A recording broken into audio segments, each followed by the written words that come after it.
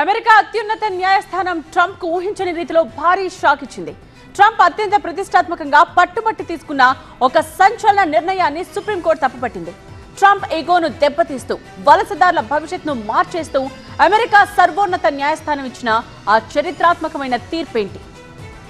Trump దుందుడుకు నిర్ణయాలకు వరుసగా check పెడుతూ వస్తోంది అక్కడి సుప్రీంకోర్టు. అమెరికా మట్టిపై పుట్టిన ఎవరికైనా జన్మతః పౌరసత్వం లభిస్తుందని అక్కడి సుప్రీంకోర్టు స్పష్టం చేసింది. రాజకీయ దౌత్యవేత్తల పిల్లలు వంటి కొన్ని మినహాయింపులు పక్కన పెడితే అక్కడ జన్మించిన ప్రతి ఒక్కరూ అమెరికా పౌరులేనని తేల్చి చెప్పింది. విదేశాలకు చెందిన దంపతులకు అమెరికాలో పిల్లలు పుట్టినప్పటికీ వారికి ఆ దేశ పౌరసత్వం వర్తించబోదని వాదిస్తున్న ట్రంప్ ఇందుకు సంబంధించి అధ్యక్షుడిగా రెండోసారి బాధ్యతలు చేపట్టిన వెంటనే ఒక ఎగ్జిక్యూటివ్ ఆర్డర్ ను జారీ చేశారు. ముఖ్యంగా గ్రీన్ కార్డ్ హోల్డర్లు కానీ వలసదారుల పిల్లల పౌరసత్వాన్ని అస్సలు గుర్తించవద్దని గతంలో ఉత్తర్వులు జారీ చేశారు.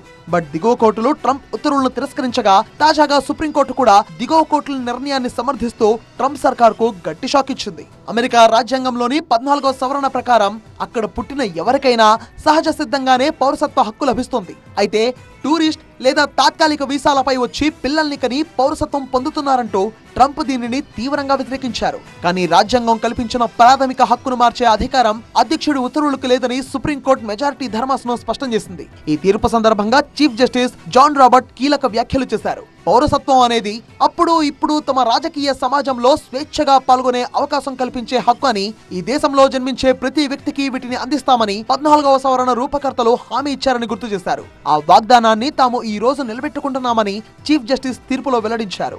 సుప్రీంకోర్టు ఇచ్చిన ఈ చారిత్రాత్మక తీర్పుతో అమెరికాలో H1B L1 వీసాలపై ఉంటూ గ్రీన్ కార్డ్ కోసం దశాబ్దాలుగా వేచి చూస్తున్న లక్షలాది మంది భారతీయ ఐటీ ఉద్యోగులకు, వలసదారులందరికీ ఎంతో ఊరట లభించింది. తమకు ఇంకా గ్రీన్ కార్డ్ రాకపోయినా అక్కడ పుట్టబోయే తమ పిల్లల అమెరికన్ పౌరసత్వానికి ఎలాంటి ఢోకా లేదని వారు హర్షం వ్యక్తం చేస్తున్నారు. అక్రమ వలసదారుల పిల్లలకే కాకుండా చట్టబద్ధంగా ఉంటూ గ్రీన్ కార్డ్ రాని వారి పిల్లలపై కూడా పడబోయిన చట్టపరమైన ముప్పు ఈ తీర్పుతో పూర్తిగా తొలగిపోయింది.